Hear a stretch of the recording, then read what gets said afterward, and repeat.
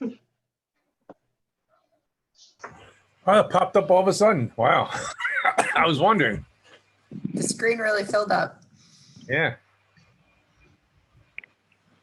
Okay, recording now. Are they recording? Yep. Okay, welcome everybody to the Village Official Planning Board meeting of November 19th. Will the secretary please take a roll call to establish a quorum? Chairman Hans Klingson, Here, planning board members Teresa Cucciolo, Here. Raylene Van Gelderen, Here. Stephen Brown, Here. Brian Gaston. Here. Also in attendance, we have Tom Vantine, the village code enforcement officer, Victoria Polidoro, the planning board attorney, Sarah Brown, the village planner, and Larry Paggi, the village engineer, and myself, Angela Arison, the village clerk. okay then. Excuse me. I have confirmed with the board's counsel that tonight's meeting has been convened in accordance with the governor's March 13th, 2020 executive order 202.1, which suspends certain provisions of the open meeting law to allow a municipal board to convene a meeting via video conferencing in accordance with the executive order. The public has been provided with the ability to view tonight's meeting, and transcripts will be provided at a later date. I have done a roll call with the board members, and there is a quorum present for this meeting. I have also confirmed with the board secretary that this meeting has been duly noticed and have fulfilled our legal notice requirements by posting the notices in the village's bulletin board and news organizations, etc., and posting notice on the village agenda center its website. That being said, I'll entertain a motion to, excuse me, I'll entertain a motion to approve the minutes of October 15th, 2002. This So is moved. Steve. I'd make the motion. This is Teresa, I second. I have a motion and second on the floor. Will the secretary take a roll call vote, please? Hans, Yes. Teresa, Yes. Raylene, Yes. Steve, Yes. Brian, Yes. that's carried. Okay. First item on tonight's agenda is Smoothie King neighbor mat sign permit for at 747 Route 9. Is the applicant here? Nancy, you're muted, Nancy. Unmute yourself.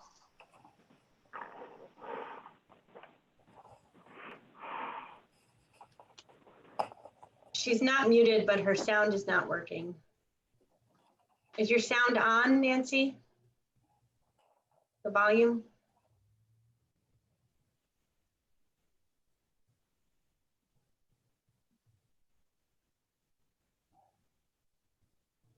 We can't hear her. Yeah.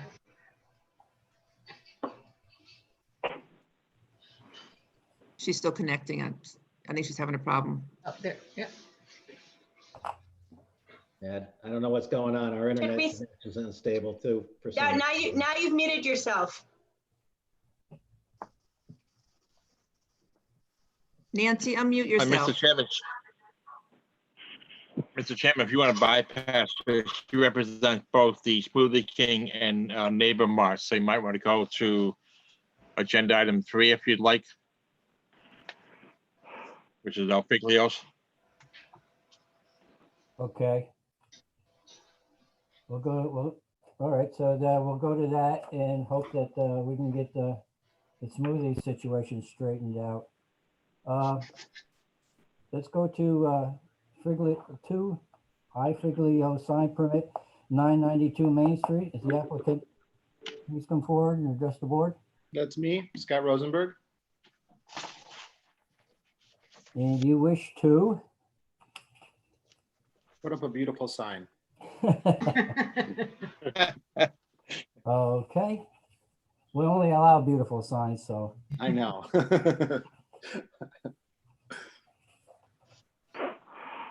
This restaurant is in the old Grand Union Shopping Plaza, is that correct? Correct. Okay, and from my paperwork here, there are two separate signs you're requesting? Yes, there is the facade sign. And there is also the sign that goes along Route 52 there, like the directory sign. Okay, let's do the facade sign first. Okay. Tom, do you want to fill us in on that? Yeah, that sign complies, and I have the color pick sample here. I don't know how well you can see it. But it's, I'll describe it best I can. It's a dark, I want to say dark, it's a medium green, medium to light green. And again, the sign complies with what's there as far as store frontage. The color of the sign is consistent with the facade color of the front of the building. It's meant to just kind of respect the color of that building. So when you look at the picture of the front of the restaurant, that blue, kind of a historical blue that comes through, it's the same color. Okay, Yeah, the one I got isn't in color. You Yeah. didn't get color renderings of these? So if you look at the front, oh, okay, so even the facade of the building, Yeah. being just in black and white. Yeah, I mean, Yeah. it matches very nice in black and white. Okay. Well, it looks really close in blue. We wanted to make sure that the color kind of stayed consistent with the facade of the restaurant. It has that kind of a historical blue color to it. Again, the other thing I will say is it's not the same color signs as the rest of the plaza, but it does look nice. okay. Yeah, that plaza didn't have that, the other one was the one that had, everybody had the same sign, right? Yeah, it's I believe like a brownish color background, if I'm not mistaken.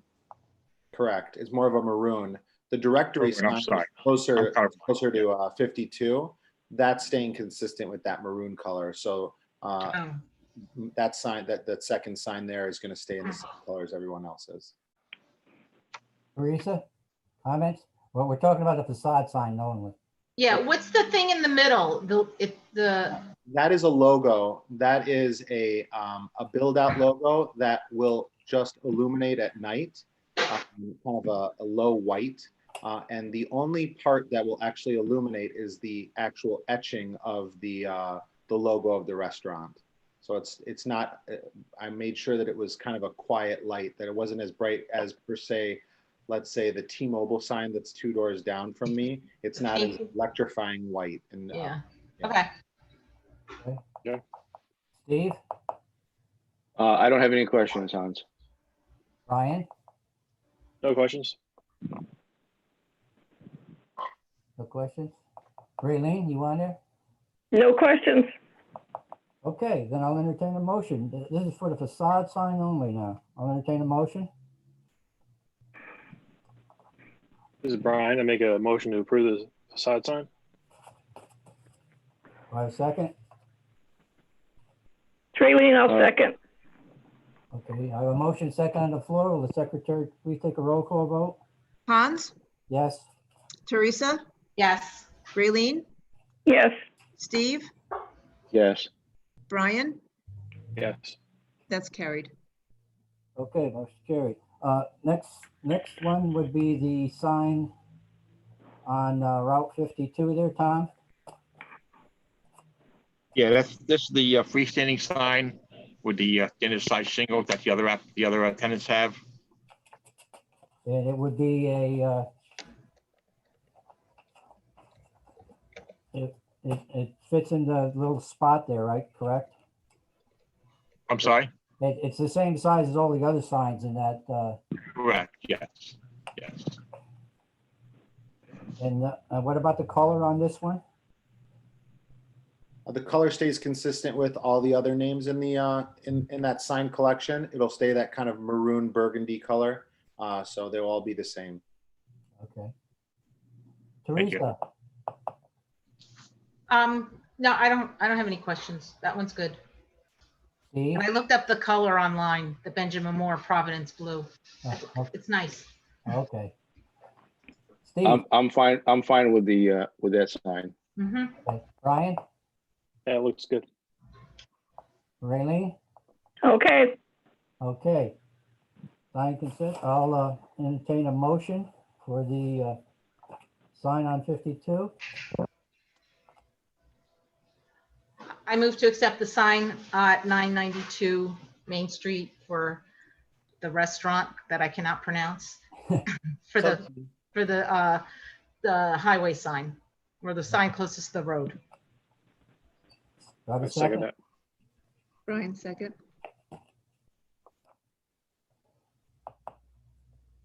Do I have a second? Yeah, Brian, second. Oh, okay. I have a motion second. Will the secretary take a roll call vote, please? Hans, Yes. Teresa, Yes, Raylene, yes, Steve, Yes. Brian, Yes. that's carried. Okay. Thank you, Scott. Good luck. Thanks, everyone. Yeah, how do you pronounce that, Scott? Il Figlio. It means the sun in Italian. Oh, Il Filio? Yep. Okay. very Have a good. great holiday, everyone. Thank you so much. I All right, should be open probably about 30 days, so middle of December. Okay. Okay. Thanks, Scott. See you later. Thank you, Scott. Thank you. Have a good night. You. Chairman, if Nancy can't get on, is the applicant here who can present instead of her, maybe? I don't believe so. No. Okay, it looks like she's trying again. Okay. Well, should we go on then? Can you hear me now? Ooh, That's good. I think you have to lower your sound. sorry. Nancy might have multiple devices on there. Okay, I muted Raylene. Can you, I don't. Am I on yet? What is it doing? Nancy, if you have other devices there, shut it off. Mute her, please.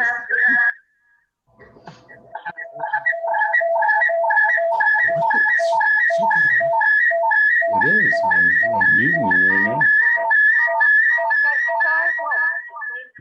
Nancy, do you want to call in on your phone? That might be easier.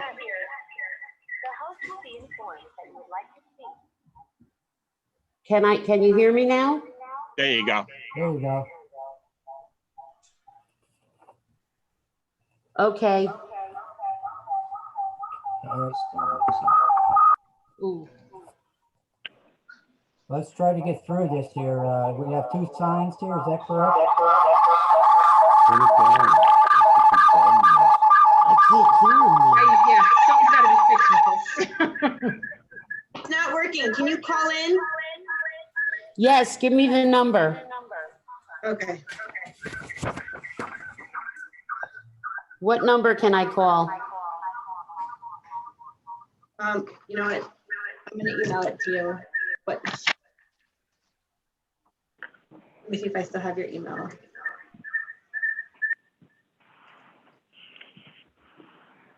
I have a number here for New York.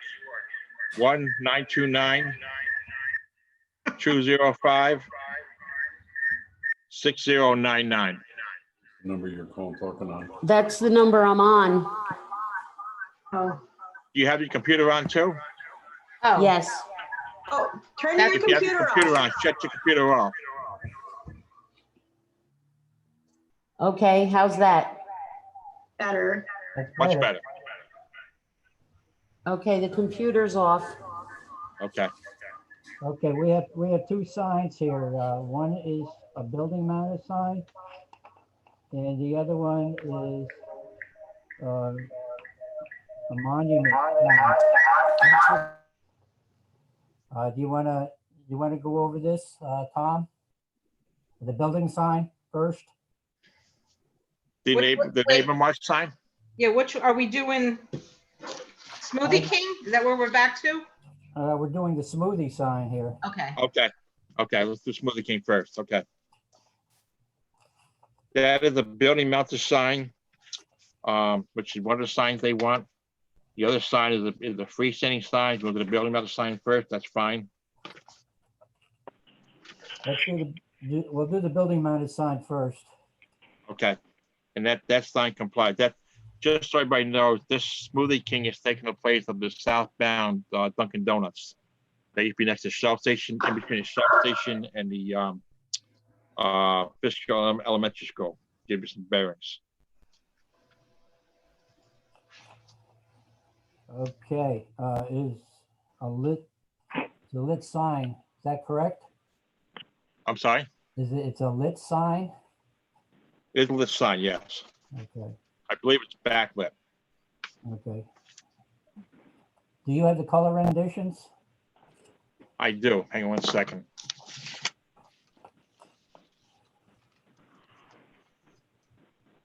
That is the red. Kind of hard to tell my lighting. Mhm. And this is the color behind it, which is the color of the building itself. Oh,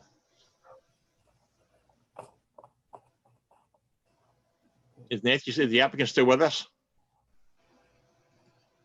I don't see her. Yeah, I'm a little uncomfortable about the applicant being on board.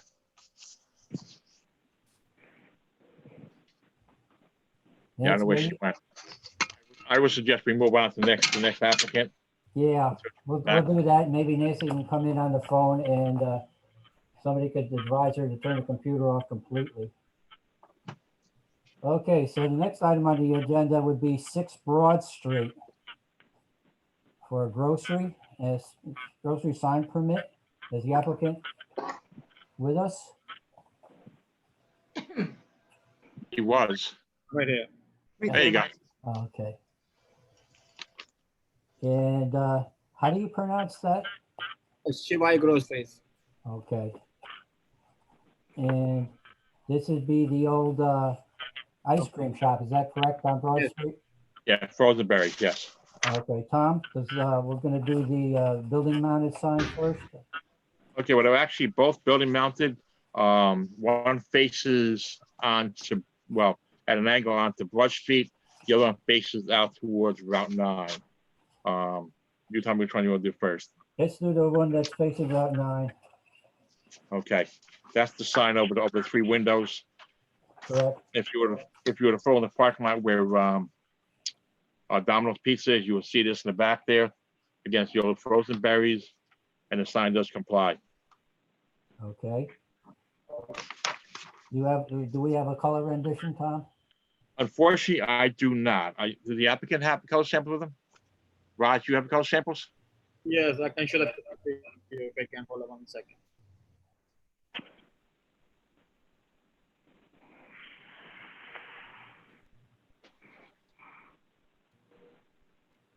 I think it would be too. That's not gonna work. Oh, that's not gonna work.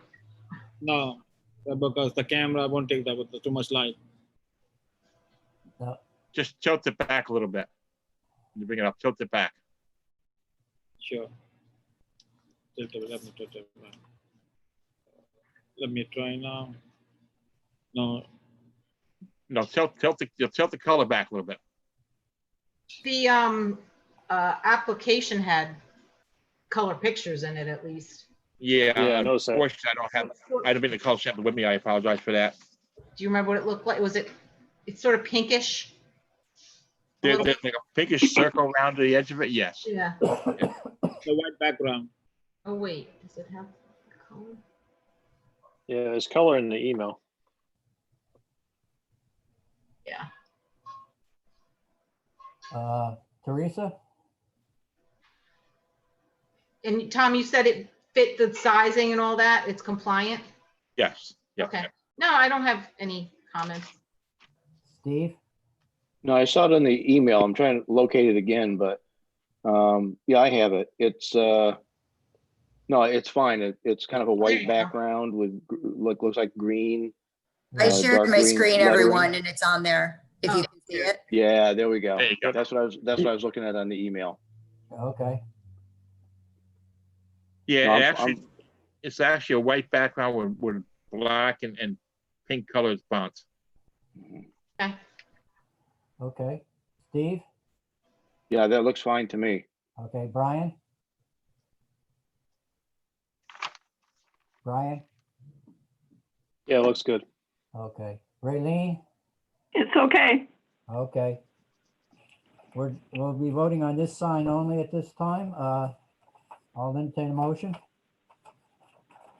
This is Steve. I'll make the motion. We approve the sign as presented on the building. Okay. Do I have a second? I This is Brian, second. I second. Oh, okay. I keep forgetting to say my name. I have a motion and a second. Will the secretary please take a roll call? Hans, Yes. Teresa, Yes. Raylene, Yes. Steve, Yes. Brian, Yes. that's carried. Okay. Now we'll go to the second sign, which would be the side of the building there, which would be on Broad Street. Is that correct, Tom? That's the same size sign you just discussed, but it faces a different principal street, which is Broad Street in this case. Okay. Exact same Hey, size? actually, that picture looks like it's facing the parking lot. Well, the one we just discussed faces the parking lot on Route 9. What we're talking about right now faces the 3-space parking space onto Broad Street. We came down Broad Street toward. Okay. All right. You will I see that got sign. Okay. Teresa? No, I have nothing. Steve? No questions on that one. Brian? No. Raylene? Okay. I'll entertain a motion. Go This is Br- ahead. this is Brian. I motion to accept the sign as seen in the email. This Do I have is a Teresa. second? I second. We have a motion second. Secretary, please take a roll call vote. Hans, Yes. Teresa, Yes. Raylene, Yes. Steve, Yes. Brian, Yes. that's carried. Okay. Thank you. Can we try to go back to 747 Route 9 Smoothie King? As we come back online? I don't see her. Okay, then we'll move on to Vienna Kios's Realty Group, Red Line Diner, outdoor deck. Sarah, want to bring us up to, Yes, so the applicant had come in, I think the last time they were here was in August. They want to put an outdoor dining deck in, and they, in place of some parking spaces. They're replacing those parking spaces on the site, and they're also restriping the adjacent property that has the multi-tenant building to also have some additional parking. They had to go to the Zoning Board of Appeals to get a variance, essentially because they were increasing the impervious surface on the site by, I think it was about 260 square feet. They did receive their variances at the October meeting from the Zoning Board of Appeals, and now they are back to finish up with the board. okay. Is the applicant? Yeah, Joe Berger, the engineer for the project. okay, Joe. I see, do you have a memo here from Larry Podgy's office? Larry, do you want to go over your memo? Sure, Hans. The comments are relatively minor. Joe has submitted a stormwater report. I just asked that he actually pare it down a bit, just to kind of make it commensurate with the small increase in the pavement that we're anticipating. Joe, I saw quickly what you had resubmitted, and I think the only thing that I would ask is maybe in your conclusion, if there's an opportunity just to add a little bit of information from the prior reports relative to the quantities. I'm thinking along something like with the existing pond that's there, what the peak rates, what the reduction in peak rates were, so you can kind of demonstrate that there was capacity in there, if there's an opportunity. And we can talk about that offline, but I'm not concerned about the report. I'm just trying to get something so that there's a good record document that somebody goes back later on, it'll be easy to see and concise. Probably the biggest thing I'd like to bring to the planning board's attention is that Joe went back and modified the deck to provide some more area to try to maintain two-way traffic. And the revised plans indicate that, and I have no objection, no problem with what he's showing there. So the planning board may recall that with the prior plans, we had asked Joe to take a look at maybe making the road one way to try to move some of the traffic away from the deck and the sidewalk. They were agreeable to that, and apparently after looking at it, it seemed to make more sense to reduce the size of the deck a little bit and maintain two-way traffic. Correct. We have no issue with that. And then the last thing was really just relative to the drainage that's going to occur as a result of the deck. The roof is going to spill onto the sidewalk. And our only real concern with that was potentially during winter months that it might create some icing. But Joe's indicated that it's a retractable roof, and it'll actually be retracted during the winter time. We just asked him to note that. And he's also addressed one concern about the potential of stormwater being trapped under the deck. And he's going to actually to note that on the plan as well. So Chairman, we just have a couple of nuts and bolts items, and these are all very, very much within, as far as we're concerned, within the potential of being considered conditions of an approval. Okay. Back to you, Sarah. Back to me. So because the application was considered so minor the last time we had this discussion, there was some talk among to potentially waive the public hearing on this. So if the board is still so inclined to do that, I have prepared a draft resolution tonight. The board would have to discuss if you feel that a public hearing is necessary. And if it's not, I can read through the draft resolution. So I guess it's up to the board. How does the board feel about it? I think when we first reviewed this thing, we figured it was basically a parking issue, which has been remedied here and everything. And I think we discussed that we could waive the public hearing. Teresa? Yeah, I remember that. Yeah, I'm fine with that. Steve? Yes, Hans, I remember the conversations and the considerations of the plans, what they were trying to achieve, and you know, the advice of the village advisors. So I'm fine with waiving the public hearing. Steve? I'm sorry, Brian? Yeah, I'm fine with waiving the public hearing. Okay. Looks like they've come up with a plan that works. Raylene? Yes, waive the hearing. Okay. So the board feels that we're going to waive the public hearing on this. Do we need a vote on that? Yes, you should make a motion and vote. Okay. Could somebody make that motion, please? So this is Steve. I make Brian? the motion that we waive the public hearing on the proposal from the Red Line Diner. Do I have a second? I second that. Okay. We have a motion second. Secretary, take a roll call vote, please. Hans, Yes. Teresa, Yes. Raylene, Yes, Steve, Yes. Brian, Yes. that's carried.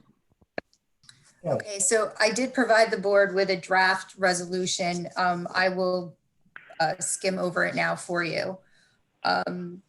Whereas the planning board has received application for amended site plan approval to construct a steel patio on the existing restaurant for outdoor dining and the construction of 6 new parking spaces on the parcel identified as 588 Route 9 in the village of Fishkill, and to construct 11 new parking spaces on the parcel identified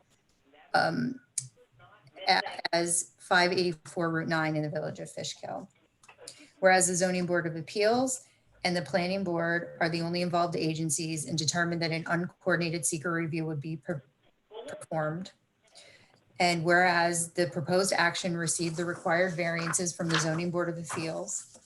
Whereas on November 19, 2020, the Planning Board waived the public hearing on the amended site plan. Whereas the Planning Board is familiar with the site and has given due consideration to the application materials. Now therefore it be resolved that pursuant to the State Environmental Quality Review Act, the Planning Board hereby adopts a negative declaration on the grounds that the proposed action will not result in any significant adverse environment impacts. Be it further resolved that the Planning Board hereby grants amended site plan approval to the project as described and shown on the application materials, subject to the following conditions. One, prior to the site plan drawings being signed by the chairman, the comments of the village engineer's letter dated November 19th shall be addressed. A revised shared parking agreement to include the new parking spaces or a copy of the existing shared parking agreement to demonstrate that the agreement includes all parking spaces provided to the approval of the village planning board attorney and the payment of all fees. The planning board, and in the following general conditions, the planning board hereby reserves the right to make a field inspection of the overall site prior to the issuance of the certificate of occupancy. In accordance with the village zoning ordinance, the applicant's responsible for payment of all fees. Any future modifications of the subject property shall be subject to further planning board review and approval. And in accordance with the zoning law, approval shall expire and become void when from the date of adoption of this, no work has been done on the project, or shall expire 2 years from the date of the adoption if the proposed improvements are not completed. That's everything. Okay. Teresa, comments or questions? No, I do not. Steve? No. Brian? No. Raylene? No. Okay, then I'll entertain a motion to adopt this resolution. I move to adopt the resolution as for Vaniciotis, can you hear me? Oh, for Vaniciotis Dinah. Raylene, I'll second. I have a motion and a second. Will the secretary please take a roll call vote? Hans, Yes. Teresa, Yes. Raylene, Yes. Steve, Yes. Brian, Yes. Brian? Yeah, okay, that's carried. Okay. Okay, then we're all set on this. Thank you very much. You're welcome. Good night, everybody. Good night. Next item on the agenda has the lady come back on yet for smoothies, King? I don't Can see you her. hear me? I'm on another phone. Can you hear me? There you go. Okay. We can hear you. Yay. I don't know what was happening. I do apologize. Modern technology. It's wonderful, isn't it? Okay, we were on. We're talking about the building mounted signs at this time. Yes, the individual channel letters. The Smoothie King. Right. Yes. Now, is this going to be lit, backlit, or what is the, how is that working? They're front lit. If you look, there's a night shot at the bottom. So you have the white letters on the red background, and at night the letters light white. Okay. Tom, you were saying before that this sign does comply? Yes, it does. Okay. Teresa, I'm looking at it. Hold on. okay.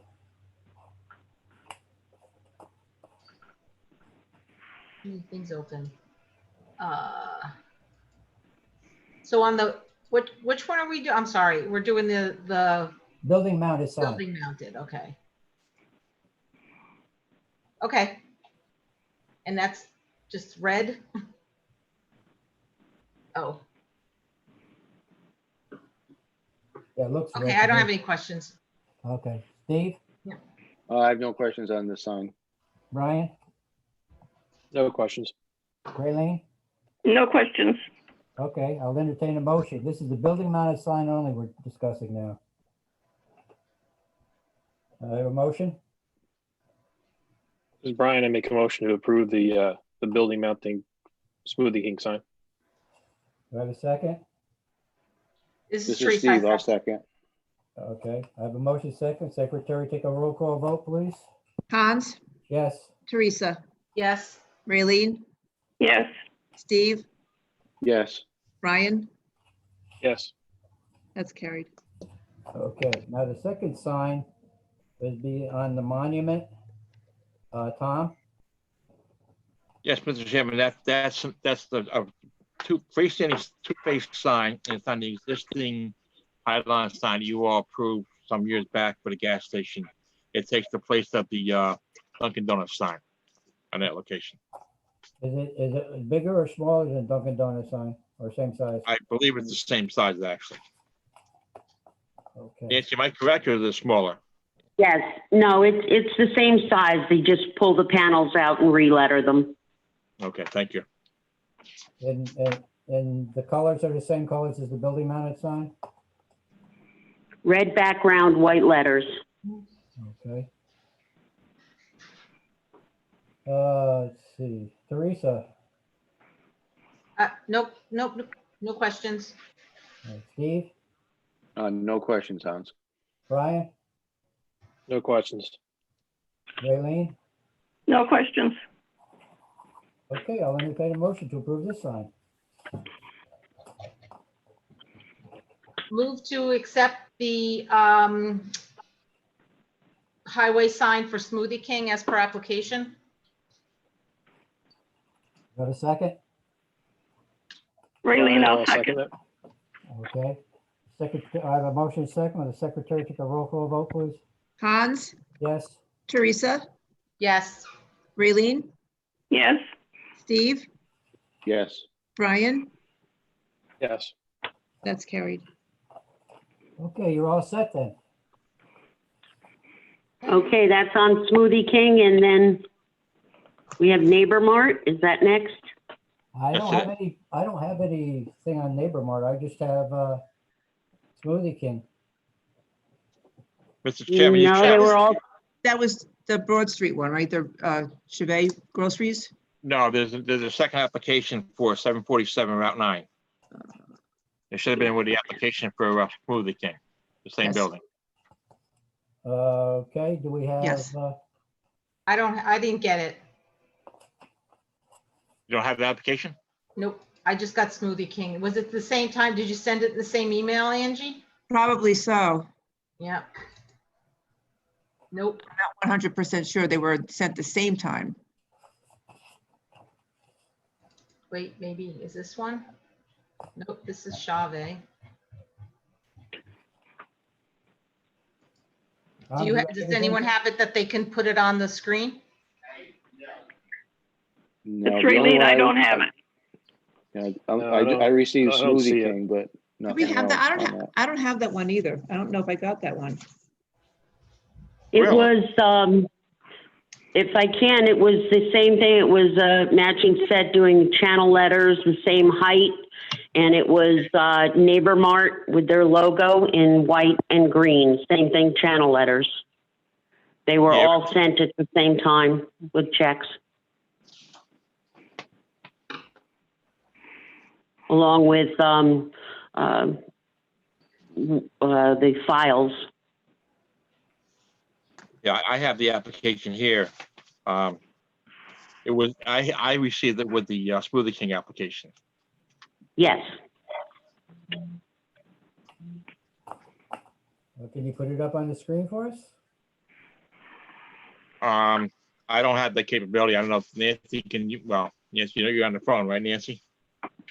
Yeah, I was having a problem with that.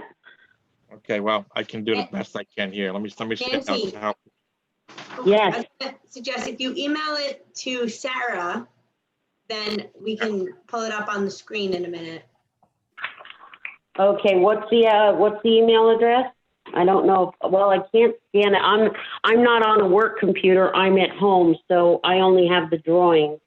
Okay. Yeah. I could take a picture of it and text it. No, at this point, it's not going to be any better than what Tom is doing. Oh, okay, sorry. Okay, he's holding it up, so. It's very similar. Because they're side by side, we kept the same height letters, same square footage. They have a logo, and then it says Neighbor Mart in channel letters, again, front lit, the neighbor being red and white, and the Mart being green. So they coordinate in size, both height and width and square footage. And they balance out. Where is this going? We don't have any applications. We don't know where it's going. It's the same building. And if you look at the building from Route 9, then Smoothie King is the left-hand side of the building and Neighbor Mart is the right side of the building. That's the convenience store for the gas station. This store's been there for many years. I guess they're just probably putting a name on it, but it's been there for many, many years. You have the color, Tom? I do, yes. You said green? Hold on, it's green. I have green, white, and black here. Just. Okay. Okay.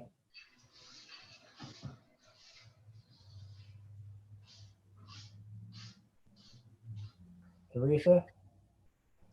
I guess that's as good as we can get.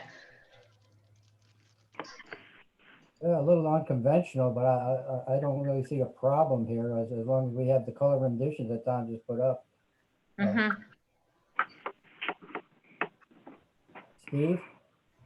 Yeah, so Tom, a question. The two signs, the Neighbor Mart and the Smoothie King, they're the same size. They're lit the same way. So they're just slightly different colors and clearly different words and logos. Is that a fair assessment? Yeah, and it appears to me it'll be symmetrical on the building once they're done. Okay. I don't have any other questions then. And this isn't going to have, there's no, where the building or the pylon sign, there's not going to be one for. No. Yeah, because it looks like the Smoothie King took all that up. So. Yes. Brian? No, I actually had the same question that Steve did, and that was answered, so well said. Okay. Elaine? No. Okay. Is everybody satisfied? I'll entertain a motion.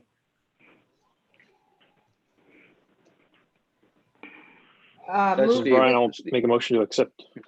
Go ahead, Brian. Make a motion to accept the sign as viewed. Have a second? This is Teresa. Raylene, I'll second. Okay. I have a motion and a second. Will the secretary take a roll call vote, please? Hans, Yes? Teresa, Yes. Raylene, Yes. Steve, Yes. Brian, Yes. that's carried. Okay. You're all set then. Well, thank you very much for your patience. I appreciate it. Okay. Thanks, Nancy. Thank you. Okay, bye. Next item on the agenda is 1098 Main Street, Wells Fargo, lighting plan or review. Is the applicant with us?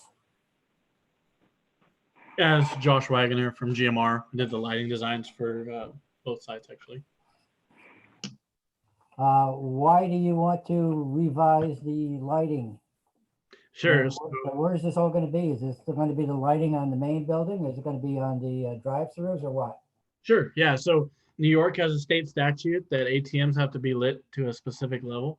We're actually doing the main building and the drive-through area. So it's a two-part project. Yeah. So we do the design where we meet the first design to meet minimum requirements required by state law, which is 2-foot candles within a 50-foot radius and some odd other ones that I can go into if you need. And that's our main prerogative. So it's 2-foot candles within a 50-foot radius and 10-foot candles within a 5-foot radius, taken 5 foot above grade. So that's the main basic overview of the New York State statute, and that's the main reason why we're upgrading the lighting on both of these sites. So happy to answer any questions that you guys have, and yeah. Is the lighting going to be the same as there is right now? If it is, why? So it won't be. So it won't be the same as it is right now. We're currently failing, and the state of New York actually fines clients if they're out of compliance. So the bank will get fined if they're out of compliance moving forward. So we're trying to bring the site into compliance and make it much more aesthetically pleasing than regular old metal halide fixtures that have an uplight and glare and all that good stuff. We're replacing it with full cutoff LED fixtures that are much more, progressive and aesthetically pleasing than what's currently there. Mr. Chairman, may I give some background on this? Yes, please. Okay. Some of you board members that have been around for a while, you may recall that a number of years ago, we had complaints from neighbors about the lights being too bright and flaring onto properties across the street. At that time, we had the bank take lights down to satisfy the complaints. And at that time, and I don't know if I'm not aware of New York State changed it, but they met the New York State ATM bank safety laws. I would advise the board to really look at this very closely, because I think we're going to be going right back down where we were a number of years ago. I think that if the bank would upgrade existing lights, they would continue to be in compliance. I think to add lights that they're suggesting in the parking area behind the Main Street branch on Robinson, I think it's just going to bring us back into the same place we were a number of years ago, where we had to have them take lights down to conform with our light requirements as well as New York State banking law, ATM banking laws. As I remember, I don't know how many of the board members were on when this all happened before. It was quite lit up back there, and yes, it shined into numerous windows and stuff. Yes. And I'm rather hesitant to even think about increasing any additional lighting. We have a memo here from our planner. Sarah, do you want to chime in at this time, please? Sure. I did send a copy of my memo to the applicant too. Did you receive it? I did. And Okay. Yes, ma'am. So we received it earlier today, or I received it earlier today, and we can absolutely dim this both plans down. We didn't realize there was a pole height requirement. We also didn't realize there was a color temperature requirement. So we're going to go back to the drawing boards, and we're going to dim this site down as much as humanly possible. Okay. While also trying to meet the state statutes, because obviously we do have an obligation to the bank and the state of New York to try to meet their statute, which is what we're going to try to accomplish. While also Right, of course, which as much as possible. So yes, we are absolutely going to take your recommendations. I absolutely agree with you, having this site is probably overlit a little too much. So the one thing to remember though is with the readings being 5 foot above grade, that's starkly different than your readings at grade. So if you're looking at LU6 compared to LU4, your photometric is going to be very different. So LU6 is going to be much brighter than LU4, which is at grade. And LU4 usually pertains to the ordinances that we're referring to, unless it's not. And then, we can address that separately. But yes, I did receive the changes here. The only problem I see coming from our portion is the glare rating, 0 to 1. Pole heads generally don't come with a glare rating of 0. It's going to be closer to 1 or 2, but I'm absolutely going to get it as close as possible as I can and come back. And if it is not approved again, then we'll try to go to the drawing board again. We're really trying to meet everything all at once, which is starkly different. okay. Objective. And we understand that. We, have several other banks, and we're fully aware of New York State banking law and the ATM Safety Act. Just to go over my memo for the benefit of everyone, there were a few things that are just general comments for both sites and some housekeeping items. This is a type 2 action with seeker, so we don't need to do anything further with seeker. The application will need to be referred to Dutchess County Planning for review and comment. Both parcels are in the historic preservation overlay zone. So in addition to the amended site plan, the fixtures will also have to be reviewed for a certificate of appropriateness. And just for the applicant's benefit, it has been the past practice of the board to require more historic looking fixtures rather than the more industrial type looking fixtures. Mr. Wagner did refer to one of the things that I had mentioned. All of the fixtures that they're proposing have a color temperature of 4000 K. To give the board a little idea of what that is, that's the color rating on these LED light bulbs. That takes it more towards the blue and stark white lights rather than the softer lights. Between 2700 and 3000 is much more preferable, especially when it's adjacent to residential uses. We're also recommending that the lights be equipped with dimmers. As Tom had said, we know there's been some issues with the site before. And of course, we can ask anybody to put anything on a site plan, but when they actually get put out in the field and they get turned on, we don't know that it's truly at that 2-foot candles until a neighbor calls and says, this is shining right in my bedroom window.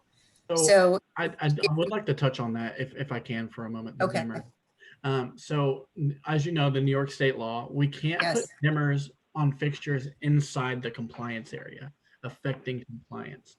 Because if the lights are to go off in the middle of the night, that kind of defeats the purpose of what we're trying to accomplish. But all the fixtures outside of compliance, we're more than happy to put dimmers on. But that 50-foot radius within the ATMs and the AHDs and the lobbies, we do not put those on those fixtures specifically for safety reasons. But I think there's a difference between a dimmer and a timer. correct. And Right. we're not suggesting that anything be shut off. We know with New York State baking law that the lights have to be on 24/7. We understand that, but with the technology of LEDs, we would like to be able to see something that the light can be adjusted. Or we're going to have some kind of guarantee that we're only at 2-foot candles, because as proposed right now, there's some areas that are I agree. 64, 65, 130. So we need to be very conscious of that because this is in the historic downtown village with residents nearby. I agree. So my next comments, and I'll just go over them quickly. These are regarding the main bank building. We've touched on some of these already. The foot candle levels are very high. The proposed light poles will need to be lowered to 12 feet. We discussed that.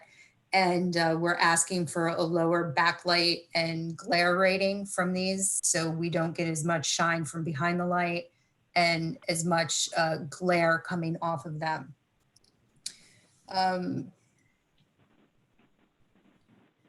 And the other thing that we were asking if all the proposed lights are necessary. On the site, you're putting pole lights, under canopy lights, and wall packs. It seems like some of these lights are redundant, that they're covering the same area, which is providing like these huge foot candle levels in some of these areas. I think you could probably save yourself a lot of money by eliminating some of these. I know in front of the ATM on the building, I think there's 3 lights proposed under that little tiny porch. And There it's are just, 2. Yeah, I see how that could be misconstrued. No, the R fixture is a removed fixture, but there are 2 BO2 fixtures, and I absolutely agree that that's overlit. So we're going to go back to the drawing board and see if we can't dim that down. But I 100% agree with you. The problem I see here is when we're reducing the new pole height to 12 foot, right now we're going to have a much more centralized foot candle right under the pole with our foot candle height being at 5 foot above grade. Now we've got much smaller room, right, to throw light out. So I see both sides of the sword here. So yeah, we're absolutely going to address that comment and do the best we can to meet all ordinances. Okay. Can I ask the applicant a question? Yeah. Sure. Have you been cited by New York State for any violations with lighting? We have not. We're contracted by the bank, multiple banks, to meet their ordinances at all times, right? So sometimes the bank will make an exception and say, hey, the city did not let us do this under any circumstances. And then they go through the legal actions from there forward. But we make every possible effort to meet the state statute. But we personally do not get fined. The bank will. No, I mean, I meant the bank, but because I mean, the last time we had this discussion, you were in compliance, well, not you, but the bank was in compliance with the ATM Safety Act. I'm just curious if something changed with that. I'm not aware of, or, you know, if there's been some citation. It's a new program, so maybe they're taking another stab at it, which is definitely possible. But the chances are that they probably did get fined and they tried to bring it back into compliance, if I had to guess.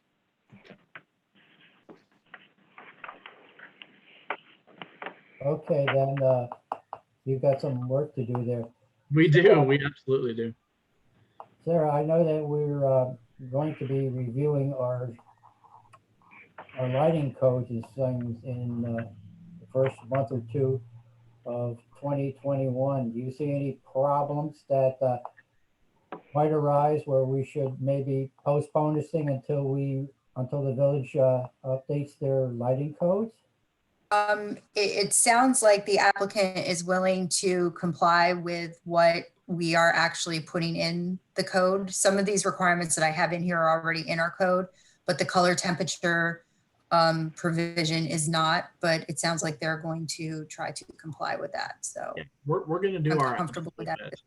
We're going to, I see problems with the height requirement, but that's about it. We're going to do our best 100%. Right. I would assume that the height requirement concern is because LED light is much more concentrated and much more controlled. The distribution, the height, the distribution of the throw, how far it can throw out given the height restriction, that's kind of where we're at, right? We want to light the whole 50-foot area. So in order for us to get 2-foot candles 50 foot away, we might have 15-foot candles underneath the pole. Does that make sense? I do agree that 131 is under the canopy is far too bright. We're definitely gonna have to address that. But you're never gonna have a 2-foot candle even sheet of light. It's just not gonna happen. Right. Well, we need to get as close to that as possible. Right. I agree 100%. We're absolutely gonna do our best. Okay, so the rest of my comments are just continuing down the same line. The applicant has them. The only other question that I had that we didn't really cover is on the property across the street where the drive-through ATM is. We're also proposing 2 lights on the Fishkill Tire Building to shine over. And I questioned if those were even necessary because they seem redundant as well. And if you have actually talked to the owner and have the access easement worked out with them. I'm sorry, go ahead. I didn't know if you were done or not. No, that's it. That was my question. Yeah, absolutely. So New York doesn't recognize property line. So we do have to light across every property line in every direction. We 100% understand that those probably will not be approved. And we probably knew that that was not going to ever happen. But like I said earlier, we do have an obligation to the bank to make a compliant site, and New York does not recognize property lines. We have. Did you have permission from the owner to put that on the plans? From the neighboring owner? We obtain approval afterwards, after the plans are made. So we can't even consider the lights on that property without the owner agreeing to that. Some kind of consent. Right, yeah, absolutely. I completely understand. Yeah, we do have to put those on the plans. If I work with Josh. I can definitely reach out to the landlord over there. We do landlord approvals as well. I don't know if this is an owned bank site, so we didn't reach out to the landlord, but we can definitely reach out to them and get approval before the next board meeting. Yeah, I completely understand that. It might be even before you take that step, I think I would look at the plans and see if you really even need those, because you already have 2 pole lights, 6 under canopy lights, and 4 or 5 wall packs Yeah, there. I can tell you that we do need them, unfortunately, just the way what the layout is. We don't really have a whole bunch of options given the concrete and where people drive. We try to keep our poles centralized to like a grass island or some island where people aren't driving. I can 100% tell you that those fixtures are necessary for compliance. And we do have to put those on the plans given our contract with the bank. So well, we can absolutely go and see if we can get the approval from the landlord. And if we don't get approved, then this site may just not be compliant. And then we'll meet all of the city ordinances. When you say landlord, we're talking about the neighboring owner of Fishkill Tires. Yes, yes. Okay. Okay, I didn't have any more comments. Okay, well, you got a bunch of homework to do. Always. Larry, does your office have any comments at this time? You know what, we don't, but I just in listening to this, I had a question for Sarah. Sarah, the applicant mentioned the different lighting levels at different heights. Should we be asking him to provide a plan of the lighting levels in the way that the village would want to be looking at them? The plans did have at the 60-inch range, and then they also, I believe, had them on the ground level. Okay. Yep, that would be LU4 on both pages, both sites. Very good. Thank you. Yeah. Yeah, Hans, we generally defer to Sarah on these. I don't think there's anything relative to the site, relative to access or anything like that, that these would be, any obstacles or anything like that. I didn't see any concerns. Okay, then. We won't be meeting in December, so we'll see you in January. Sounds good. Look forward to talking with you guys. Okay. Thank you. Y'all have a good night. Thank you. Take care. Next item on the agenda is 4042 Broad Street. Initial discussion. Is the applicant with us this evening?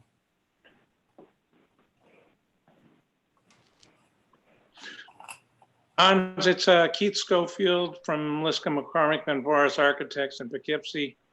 I'm here on behalf of Anthony Segretti. I believe Mr. Segretti is online also with us. For those of you who don't know me, I am a 46-year village resident, 8 years outside the village. And I also live on Broad Street. I lived on Broad Street for 12 of my years and a property owner for 3. So Mr. Segretti is interested in the property. We have had my boss and others have gone through this building and do find it structurally deficient. I know the request was to move the building at one point, and I feel that the building has failed even more so since it's been exposed to the weather for another additional years after the previous applicant tried to make an edit and walked away. I know the building has a lot of history as far as whether it's architecturally significant to the village. What it is 2 Georgian homes that were joined together in 1940. They added on in 1940 when they joined the center front porch and some additional porches on the sides. The applicant would ultimately prefer not to move this building as it really would not be within his interest to do so. So what I have proposed before you is a series of 6 concepts. And I don't know if you have those easily accessible to upload to look at. If not, I can try my best to hold up some images to see if you can read them through the Zoom. Sarah, can you pull them up?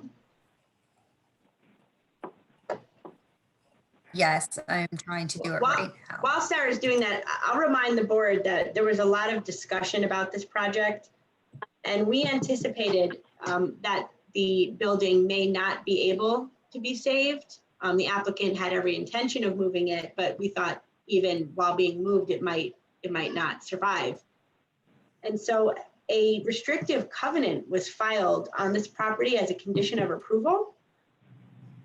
And the restrictive covenant requires that any new structure built meet certain design standards, and the design standards are attached to that restrictive covenant.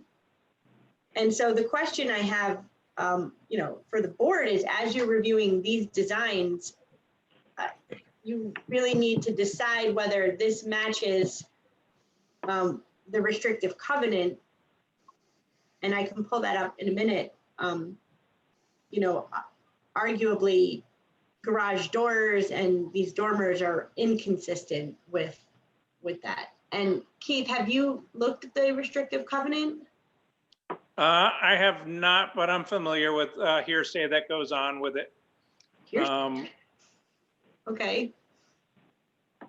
Like I said, I've lived in this village, for a long time, so I'm quite familiar with how the representation has been previously for the project. I know our firm was hired at one point earlier to represent the church to get this process started, where we got it down to a 7,500 square foot minimum building lot. What I really would like is if you could go through, you don't have to go through, there was one sheet, but I have concepts 3, 4, 5, and 6. And what they do is this one here that you're showing is concept 3. I show garage doors on this. The center portion. Sorry. Okay. I'm going to see which one is on here. Sure. If not, I think I have them in an email that I can pull up.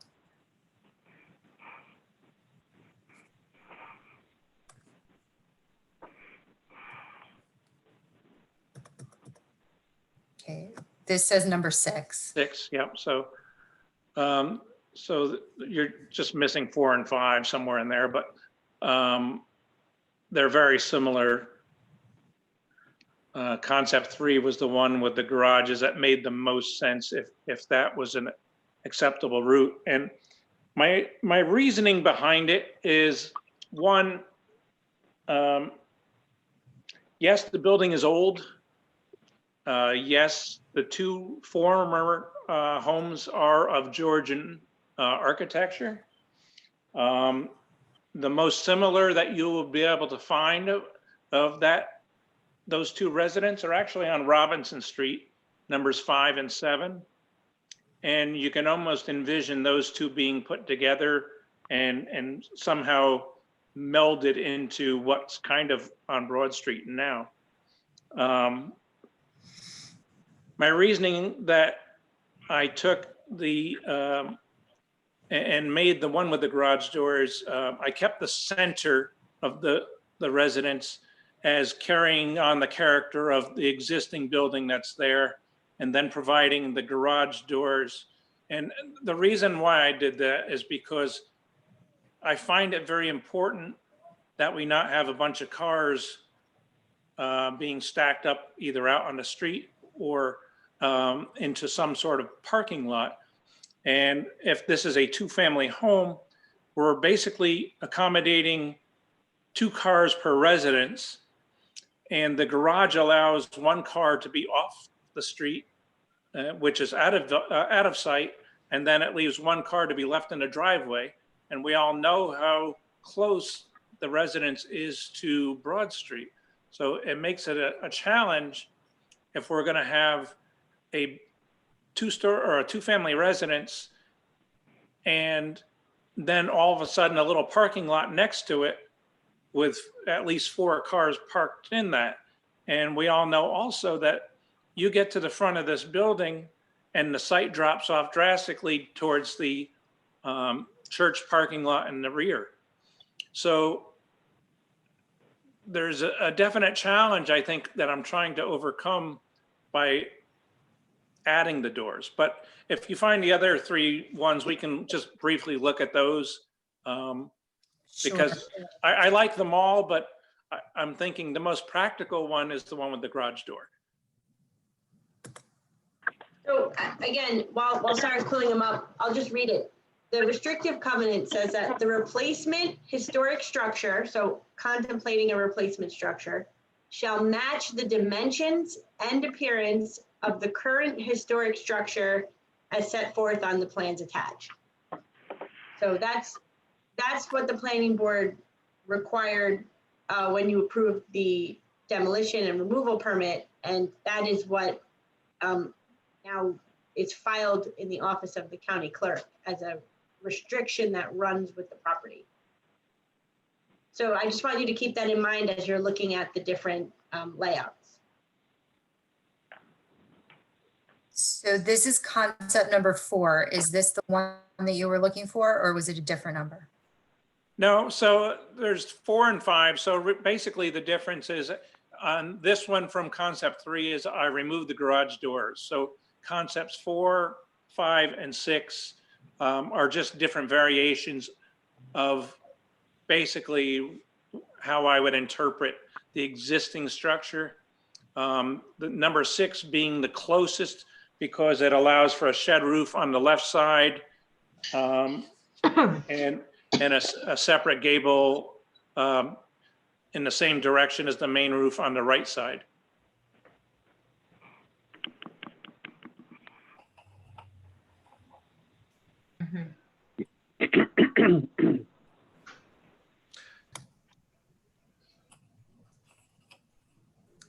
I understand the success in 6 Broad Street, which you had a sign review tonight, was a building that had been replaced and built in kind. Also the Rhinebeck Bank, a very close interpretation, but not exactly for what was originally there. But it also looks nice. So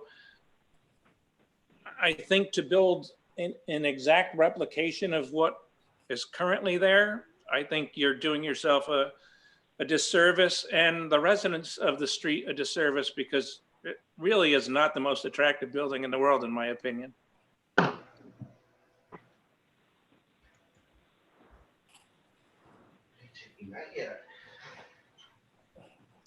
To give you an idea of other work I've done on Broad Street, the 54 Broad Street on the corner of Jackson and Broad was a brick structure with a gambrel, or not gambrel, a mansard roof.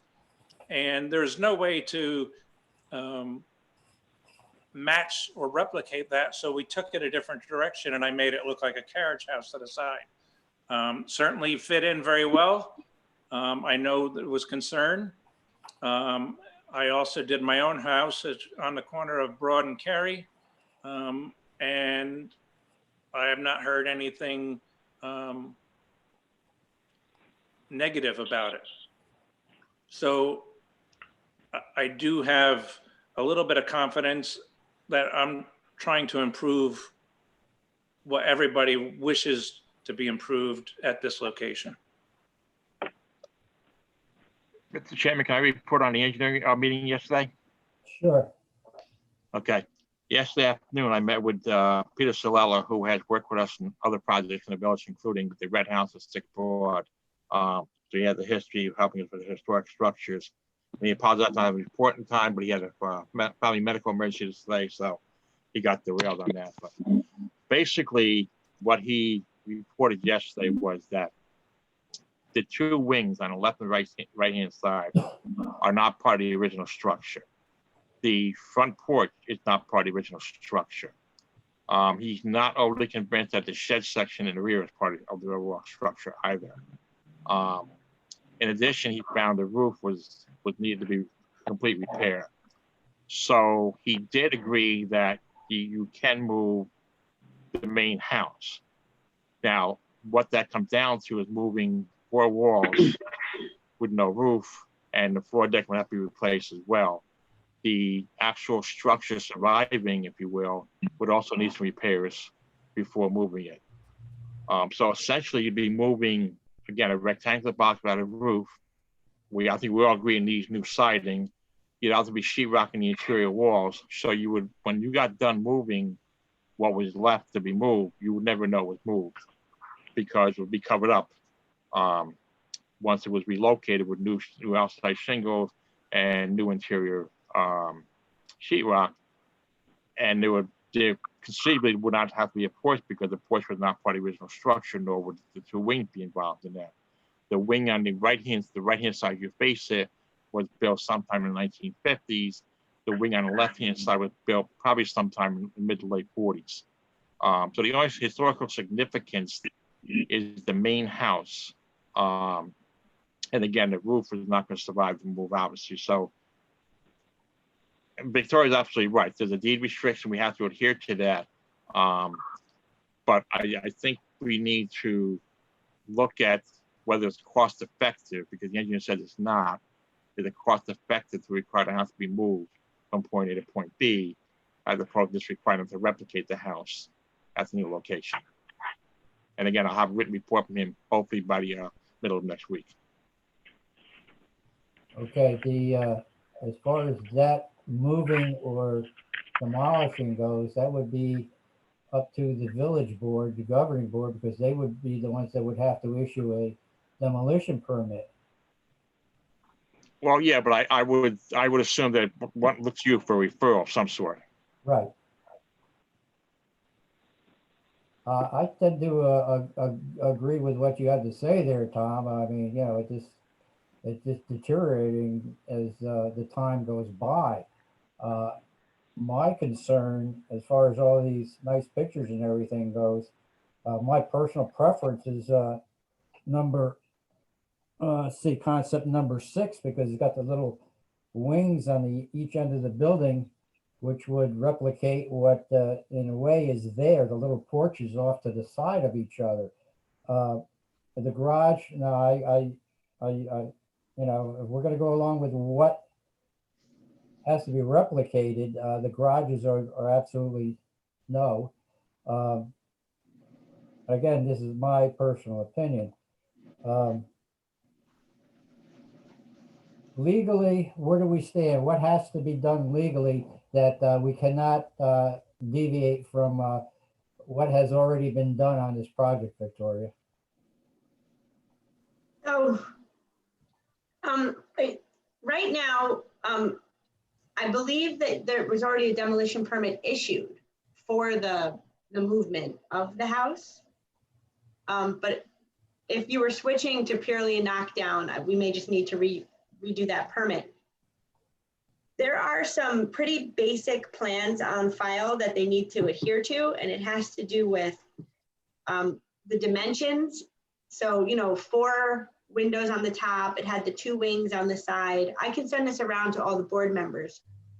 And I don't think it needs to be an exact replication. I think the concept here was to get something that gave the same feel and character as the existing house. And so if he wants to add decorative flourishes or other things, you could certainly approve that through your certificate of appropriateness process. It's just that the base of the house, the bones of the house have to be the same from the front. Victoria, I have a question relative to process. I mean, this is a residential lot. I mean, the questions that I have that come into mind is, you know, we saw as part of the subdivision process how the existing house, how the existing structure was going to occupy the new lot with the driveway and all those things. Mm-hmm. So we kind of had almost like a little site plan review. Correct. I'm not anticipating that the planning board may have that opportunity or really be dealt with just through building it with a plot plan. I think this is a C of A review, right? A certificate of appropriateness review. So does that come in with Yeah. just elevations or also? Just with- elevations. It will be, and I believe the original approval, which I have here, I think we had actually put that in there that when, when we were still contemplating the house being moved, that the applicant would still need to come back for a certificate of appropriateness from the board for the finishing touches on the house. Anything that was going to be changed, new light fixtures, new doors, all of that. Right, the same with any house in the village. Right, so even if we had actually contemplated that, but still because they are in the historic preservation overlay, they would still have to do that anyway. But the actual site will be just handled through building department? Okay. Yeah, yes.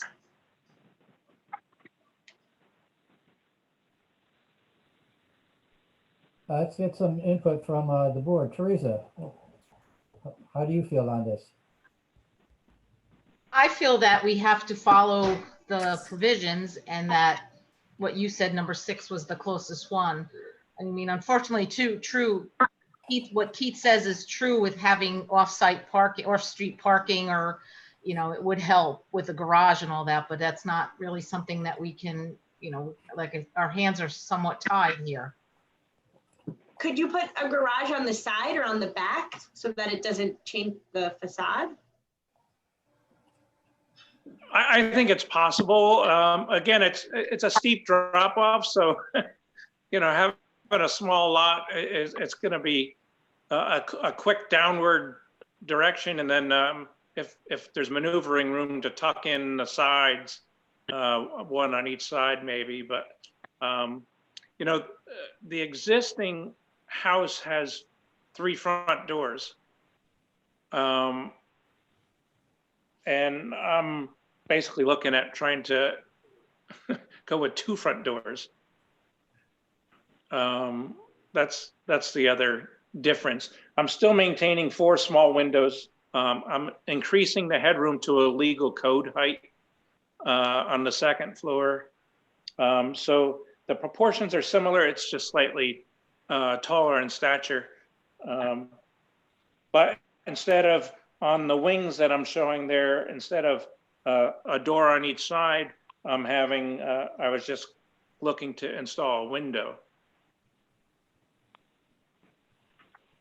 That's the only true difference. Otherwise, I tried to mimic it as close as possible to,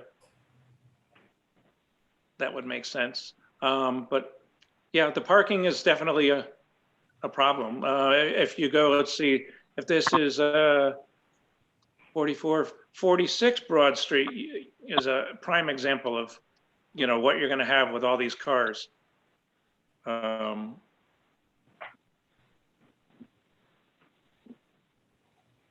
I just put up concept 6 for everyone. I think that was the one you were all speaking about.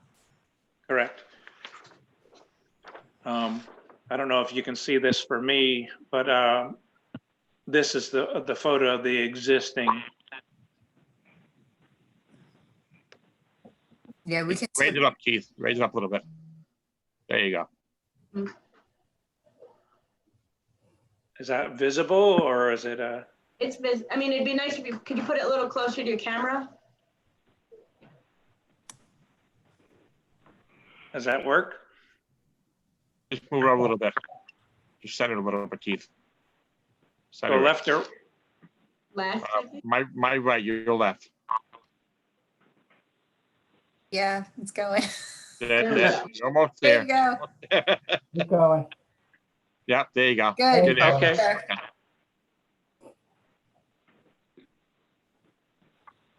So as far as closeness to what is existing there, I think number 6 comes the closest to it. Again, that's my opinion only. Steve, what's your opinion? What do you have to say? Well, yeah, thank you. So speaking strictly for my opinion at this point in time, which obviously could change, but I think I really appreciate the the historic nature of the building and our desire as a village to preserve that history. With that said, I think that the existing building is a real eyesore. And any of the concepts that we've seen through the email and that we've seen on the screen tonight would be a significant improvement. So I think there's some technicalities, some issues to work out with parking and practicality of how and where to do that, because the topography there is really not super friendly for construction. But you know, none of these things that we've seen tonight in concept alarm me to be what would take the place of this that is there now.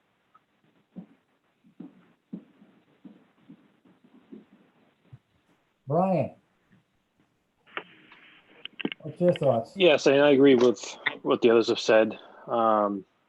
Concept wise, I think number 6 works well with what is existing. And I think that's currently the best case scenario for looks wise, and just to go along with the historical look of it. Like Steve said, there's some things that had worked out, parking and whatnot, but go forward, I think that's something that can be addressed. Raylene? Well, I guess maybe I don't agree with a lot of what's been said, because I like number 3. And the reason I like it is because at this day and age, we need to be practical. I don't like the idea of garage doors on the front of any home. But I also know that there is a very limited use of that lot, and we need to do something with automobiles. I'm thinking that number 3 could be tweaked a lot more to represent more of what we think we would like to have there. But I also like the idea that we're doing something about making the house practical for today.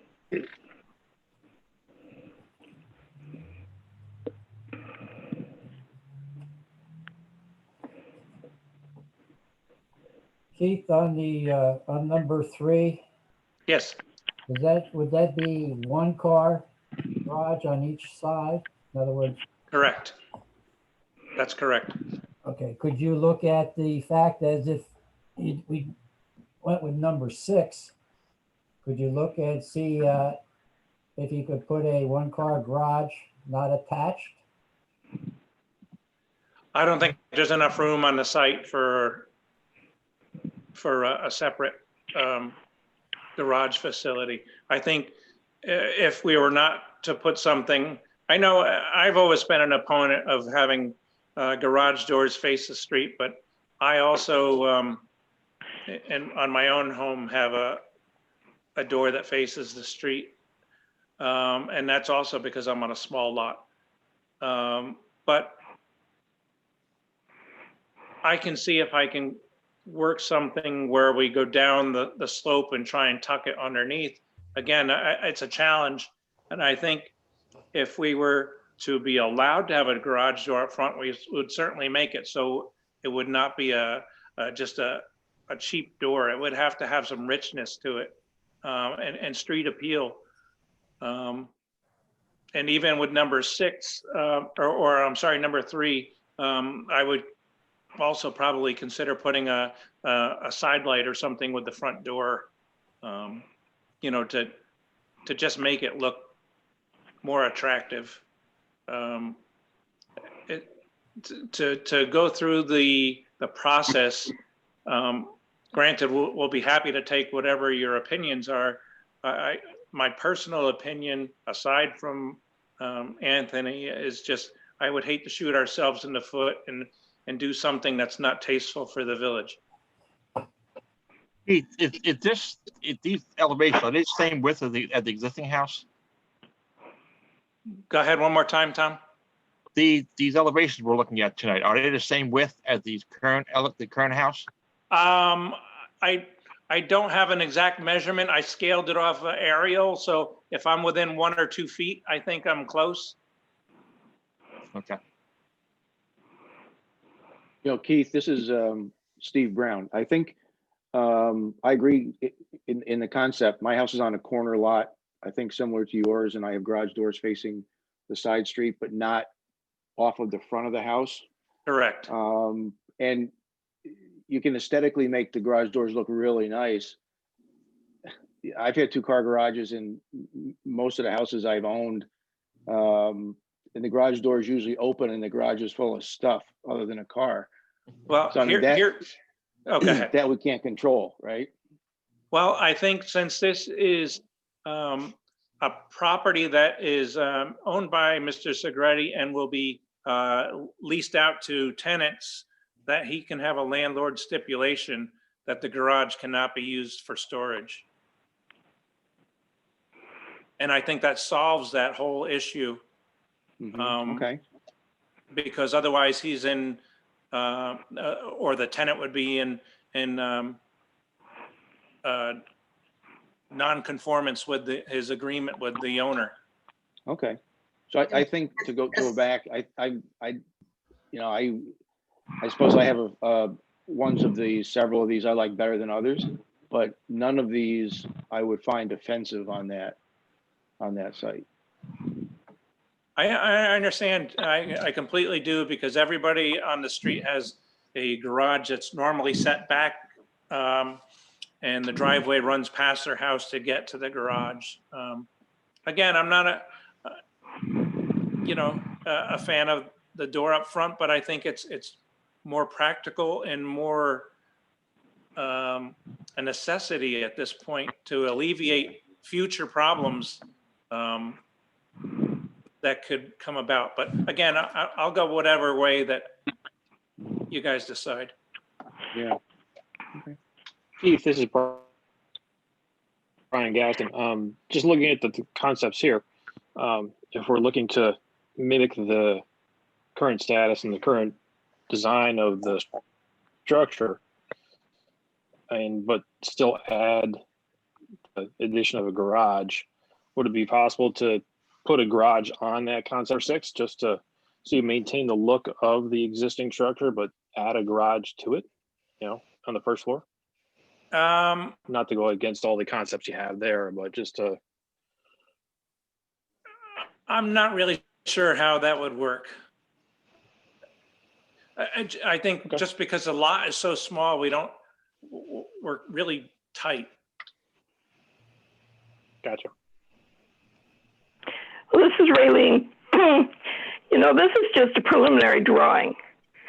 As an architect, you certainly could do marvelous things once you can zero in on all the details of this house, which we don't have any of that concept here tonight. We just have a very rough drawing, actually, or a very rough concept of what it could look like. If with added details, especially for the historic village, I think this could really be made into something that would be very attractive.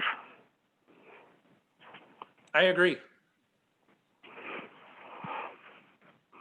Keith, I don't recall off the top of my head how wide the lot is. It might be helpful just to show the board what the lot looks like. I don't have that information with me here. I'm on a home computer with just my images.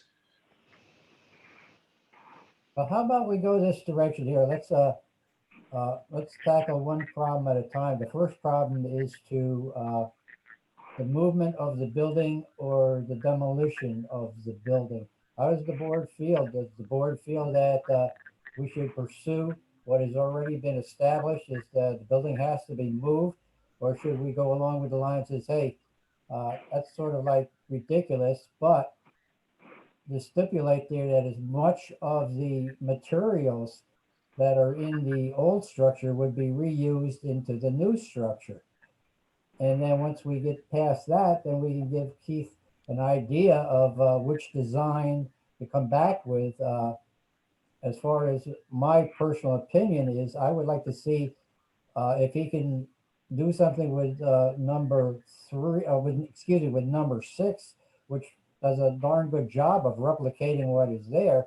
and then the possibility of adding a garage either in the rear of the structure or to one of the side of the structure, maybe a two-car garage. Well, you know, in other words, move the structure one way or the other way, just enough to, you might be able to get a two-car garage there that's not attached. Again, an idea, like we said, we don't have an idea of how much land is there or how this thing would be spaced and so on and so forth. I'm not really too happy about the idea of a garage, but again, with the architectural garage doors that are out there, they almost like blend in to the structure. So let's tackle one problem here. How does the board feel? Does the board feel that we should tell Keith that he has to go back to his employer and says, you got to move it? Or should we tell Keith that we'll go along with the fact that it can't be moved and go from there? How does the board feel that way?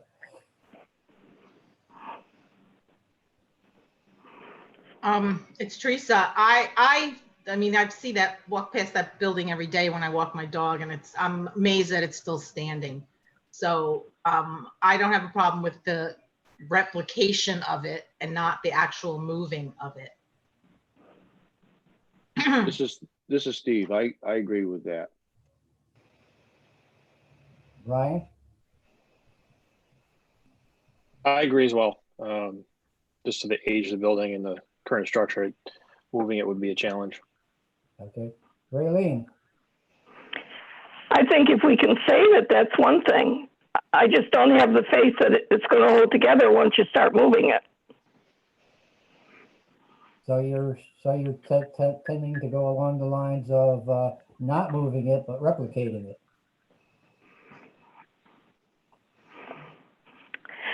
I would probably do that, yeah. Okay. I thought we had to move it. Wasn't there a problem? Wasn't there a problem with the property line? Yeah, it has to be either moved or come down, either way. So it's a question of, do you want them to try to move it and go through the effort of trying to do that? Or do you want to acknowledge its structural condition and allow them to just go straight to demolition? And at the time, I think we had a structural report when this first came about, but that was maybe 2 years ago at this point. That's correct. But now that same engineer is saying that things have deteriorated tremendously from the last time that he made the report there. Excuse me.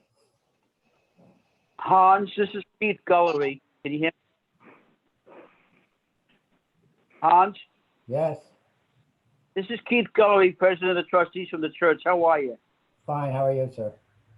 Not too bad, sir. I'm glad to listen in on with you guys. I just want to let you all know that, yes, since the last structural report, the last purchaser buyer had removed a lot of stuff from the structure in kind of getting it ready for Nichols Brothers to come in and do, you know, what they had to do and stuff like that. So that's why it's also been more deteriorating like that. He has removed a lot.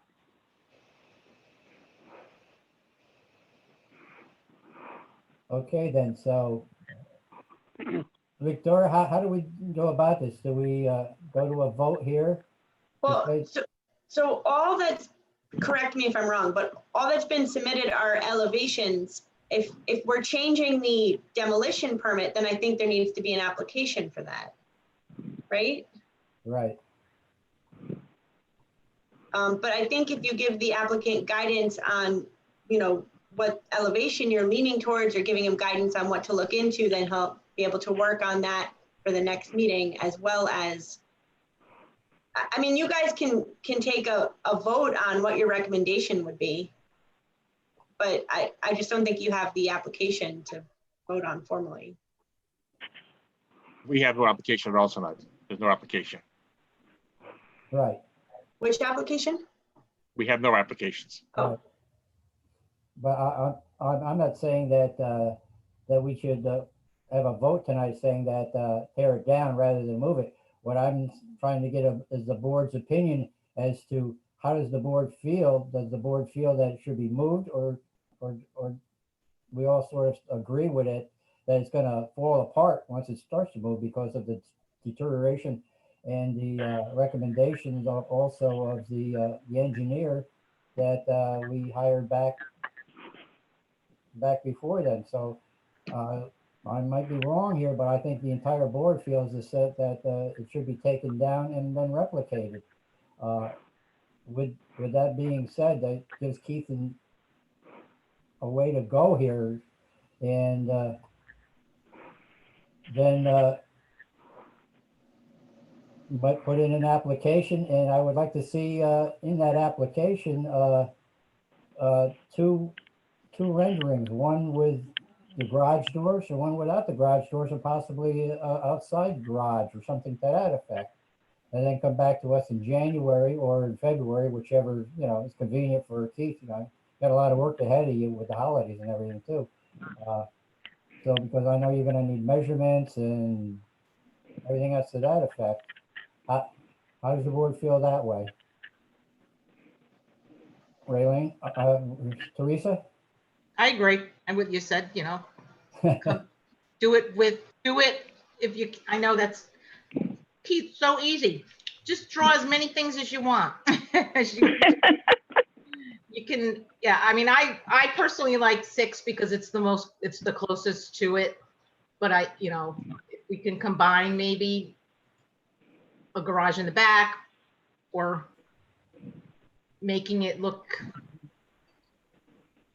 as close to what it looks like now. I think the biggest thing that we're looking to achieve here is so that Anthony is given some direction on if you're going to let him remove the building, it certainly gives him a more positive direction on that he can truly engage the church to make this happen. You can speak up, Anthony, if.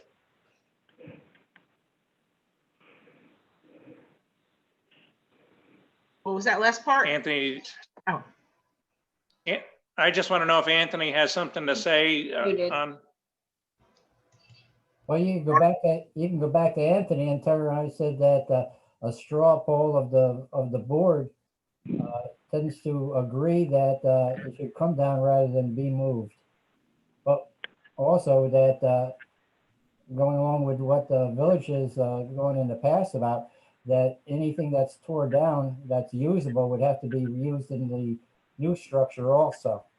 That's what happened the last couple of times that things like this have happened.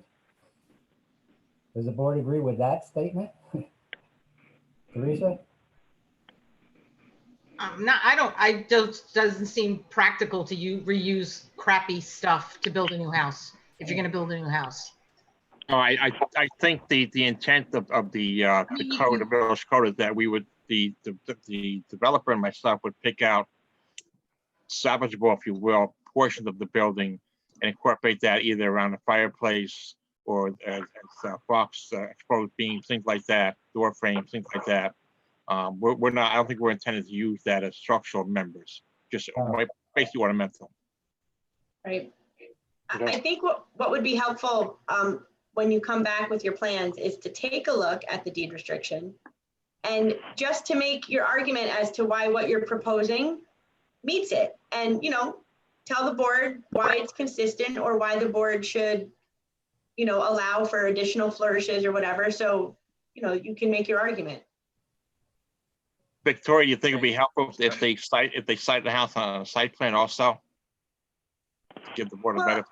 Yeah, I think it would help because with the questions about whether the garage doors can be moved, if you could see what the issue was, I think that's helpful. I just have to verify if there's actually an official site plan with the subdivided properties already. The subdivision hasn't been filed yet, has it? The map? I don't believe so. So there is a subdivision plat that you can I'll look look at. to see what kind of dimensions that I have to work with. I think that was part of the previous resolution. We couldn't file the plat until the house was actually moved because the lot line would go through the house. The house. Oh, we do have lot dimensions, I believe. Yeah. We do. We had a full site plan. Yeah, Keith, you should have. Yeah, that's what I gotta look up and find that. Yeah, Keith, you should have full boundary and topo and utilities and everything at your. Okay, I'll look around. But, I mean, you can ask the village for a copy because. Okay. I just want to point out that the meeting might shut down at some point, so we should try to keep moving. Okay. So then, go back to Mrs. Segretti and tell him that, we got a lot of information and, the board is more or less tending towards, the destruction or the tear down of the building rather than moving it. How does that sound? That sounds good with me. Yeah. Okay, and then we'll see you, when you submit an application. Very good. Very good. Anthony, do you have anything to say? No, sounds good. As long as I know that you're open to the idea of tearing it down and building something new, I'm sure Keith could put something on paper that would, satisfy everybody. Okay. Very good then. We'll see you Thank you. next year. Thank you. You're welcome. Bye-bye. Next item on the agenda is zoning amendment consideration and zoning amendment referral. Hans, this is Raylene. I'm going to recuse myself. Okay, Raylene. Have a good Thanksgiving and a Merry Christmas to you, and we'll see you in February. Okay, you too. Night, Raylene. Good night. Right. With that, I want to make a statement here before we go any further. I want to address an accusation that I am biased in favor of the Wellesley Center project. I have been chairman of this board for over 23 years and I have endeavored to treat every application fairly and with respect. When COVID-19 hit, our planning board canceled 3 meetings, which caused the Wellesley project to be delayed in its review. The pandemic is an unprecedented event, and at our July meeting, I wanted to assure Wellesley Center that we would continue to review the application after the long delay. Many public comments letters have taken my statement out of context. My statement about bending over backwards has to do with our board willingness to meet virtually or all, however necessary to proceed with the application, not to approve the application, but to view it and give the challenges that it faces. I have not prejudged the application and will continue to review the application with an open mind and in accordance with the state and local laws. Thank you. Victoria. You there? Here I am. Hi. So tonight, your board has before you a local law, which has been drafted, and the local law does 2 things. It creates the new senior living community regulations, and it also would rezone 1 parcel from R10 to VCBD. You also have a letter before you to refer this law to the Village Board of Trustees. Under your zoning law, anytime that there's a zoning amendment, the Village Board is required to get a report and recommendation from you on the zoning. Hold on. Sorry, I'm being distracted. The Village Board is required to get your report and recommendation under the zoning law. So what you would be doing tonight is 1, referring the law to the Village Board, 2, telling them that this is your report and waiving any further referrals from the Village Board. Okay, so Sarah or Victoria, do you want to go through the law itself, or what would be sent to the village? Sure, I can do that. I can summarize it for the board.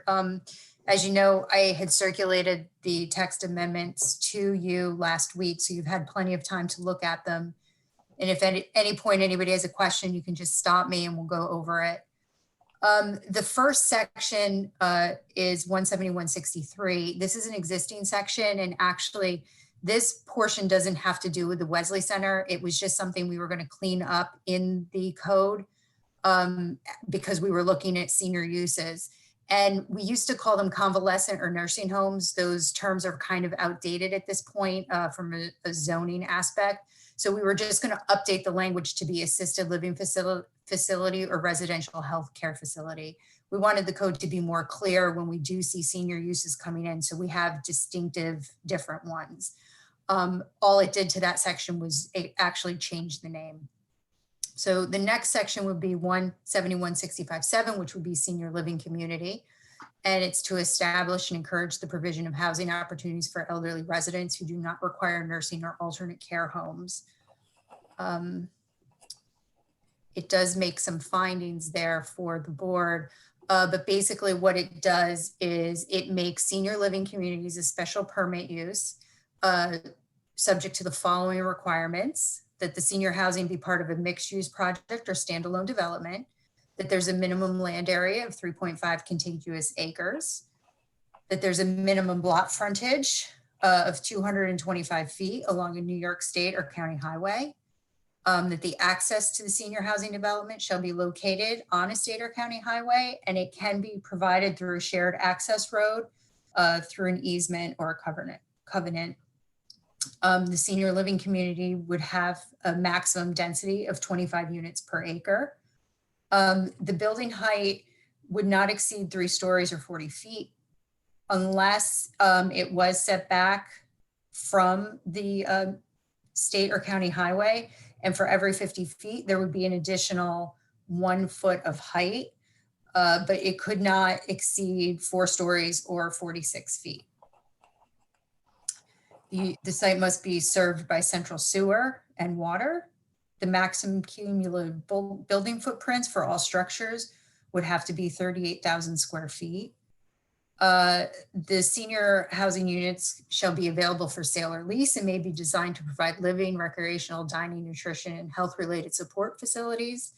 And the occupancy shall be limited to senior families as defined below: a single person 62 years or older, 2 or 3 persons, all of whom are 62 years or older, a married couple, one of whom is 62, 1 child residing with a parent who is 62 years or older, provided that the child is over 18, a child or grandchild with disabilities who's related to the qualified resident, the surviving spouse of a person 62 years of age or older, provided that the surviving spouse is a registered resident of the development at the time of death, and 1 adult 18 years of age or older residing with the person who is 62, provided that said adult is essential to the long-term care of the resident.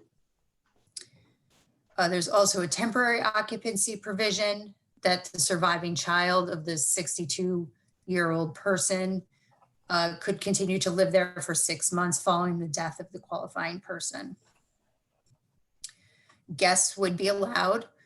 Temporary occupancy of guests of family who reside in a senior living shall be permitted, but for no longer than 30 days. There would also be an exception for the building superintendent or project manager and his or her family to be able to live on the site. Parking would be senior housing units is 1 space per dwelling unit. Staff parking would be 1 space for every 2 employees, assuming there would be shift changes and different shifts working. So you wouldn't need 1 for every employee, and visitor parking at 5% of the number of units. The next section just corrects the term of nursing home, convalescent home, or home for the aged, as it currently states in the parking regulations, to the new updated language. And then we are adding an assisted living definition, a resident healthcare facility definition, and then a senior living community definition. The senior living community would be a planned residential development with or without mixed uses consisting of a building or group of buildings for seniors.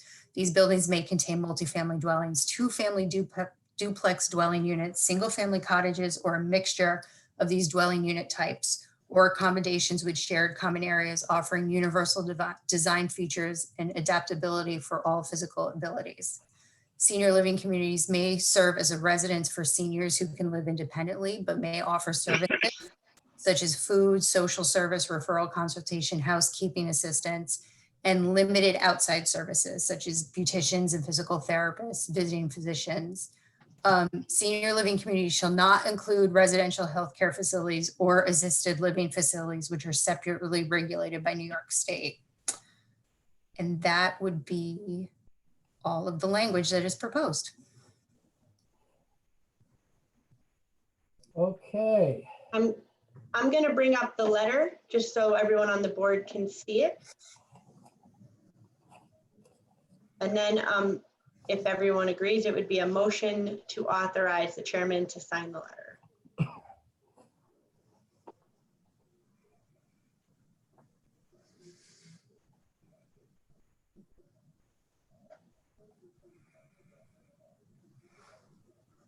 So what this letter does, as I said earlier, it sends it to the Village Board of Trustees. It says that you take no position on its adoption and that you waive the right to any further referral by the Village Board.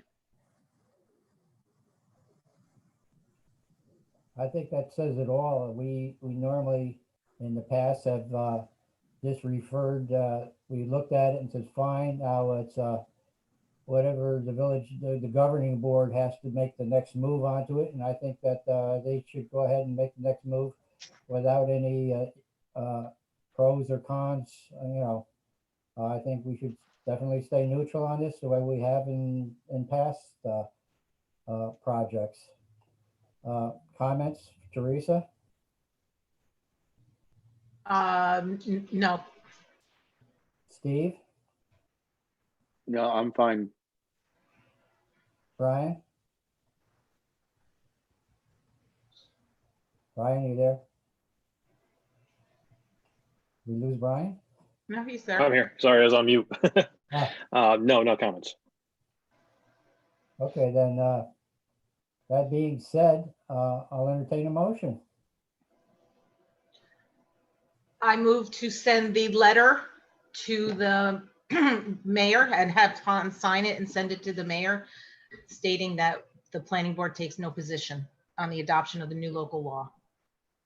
Do I have a second? This is Brian. I second it. Okay, I have a motion second on the floor. Will the secretary take a roll call vote, please?